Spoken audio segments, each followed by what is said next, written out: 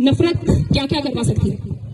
तो सबसे पहले मैं आपको बता दूं कि आज 14 अगस्त है और 14 अगस्त 1947 में अगर हम चले जाए तो 14 अगस्त 1947 को पाकिस्तान जो है वो इंडिपेंडेंट कंट्री बनी थी।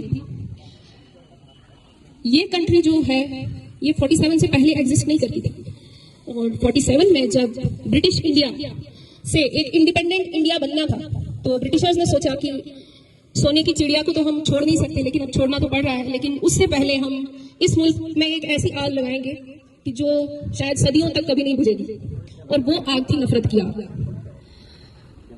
बच्चों, आप सब ने सुना होगा, पढ़ा होगा कि हमारा मुल्क अंग्रेजों का गुलाम था और अंग्रेजों ने हमारी किस कमजोरी का फायदा उठाया था कि हिंदुस्तान के जो लोग थे वो मजहब के नाम पे लड़ते थे और अंग्रेजों ने इसी चीज का फायदा उठाया। उन्होंने क्या किया कि हिंदूज और मुस्लिम्स को एक दूसरे के खिलाफ किया, और जब आपस में ही यूनिटी नहीं होगी, एक ही मुल्क है और मुल्क के लोग आपस में लड़ेंगे तो नेचुरली कंट्री क्या हो जाएगी, वीक हो जाएगी, और एक्सटर्नल जो या फॉरेनर्स जो है उनको क्या हो जाएगा, कंट्री पे अटैक करना, कंट्री को हराना, अपने कब्जे में करना आसान हो जाएगा। तो ऐसा ही हमारे साथ भी हुआ था ऐसा ही हमारे साथ भी हुआ था हिस्ट्री में, इंडिया के साथ भी ऐसा ही हुआ।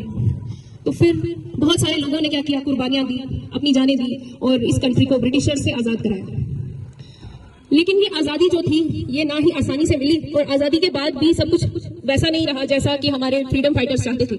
आजाद होने के बाद इंडिया में इंडियंस को ब्रिटिशर्स ने उनके दिल में एक ऐसी नफरत घोली कि हिंदूज और मुस्लिम को फिर से लड़ा दिया।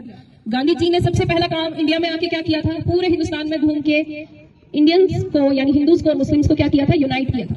उन्होंने इस बात को समझा था कि यूनिटी जो है, यूनिटी इज स्ट्रेंथ। अगर हिंदू मुस्लिम एक हो जाएंगे तो अंग्रेजों से लड़ना आसान हो जाएगा।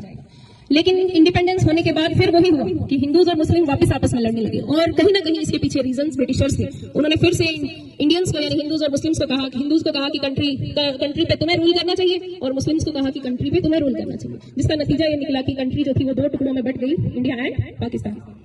सो ये ऐसी नफरत थी कि जो आज तक कहीं ना कहीं एग्जिस्ट करती है, आपने खुद भी फील किया होगा। सो जब पार्टीशन हुआ तो पार्टीशन के वक्त पर हमारे लोगों ने बहुत जुल्म सहा, लोग फिर से एक दूसरे के खिलाफ हो गए, कत्लो गारत जो थी वो आम हो गई, एक मजहब के लोग दूसरे मजहब के लोगों को मारने लगे, काटने लगे। लोग हिंदूज जो थे वो आज जो पाकिस्तान है, आज जिस कंट्री को हम पाकिस्तान कहते हैं, वहां पर जो हिंदूज रहते थे वो यहाँ की तरफ भागने लगे, यहाँ से मुस्लिम्स वहां की तरफ भागने लगे। सेम हुआ सिख्स के साथ, क्रिश्चियंस के साथ। तो इस पार्टीशन के इस वक्त में ये जो माइग्रेशन चल रही थी, ये हिस्ट्री की सबसे बड़ी माइग्रेशन मानी जाती है।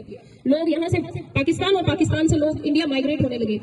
और ये माइग्रेशन इतनी आसान नहीं होती, अपना घर बार, अपनी प्रॉपर्टी, अपना काम, अपना सब कुछ छोड़ के अपनी जान बचाने के लिए भागना और एक नए इलाके में पहुंचना और फिर वहां पे दोबारा से सब कुछ शुरू करना, ये लोगों के दिमाग पे, दिल पे इसका बहुत बुरा असर पड़ता है और कंट्री की बर्बादी के लिए एक बहुत ही क्या है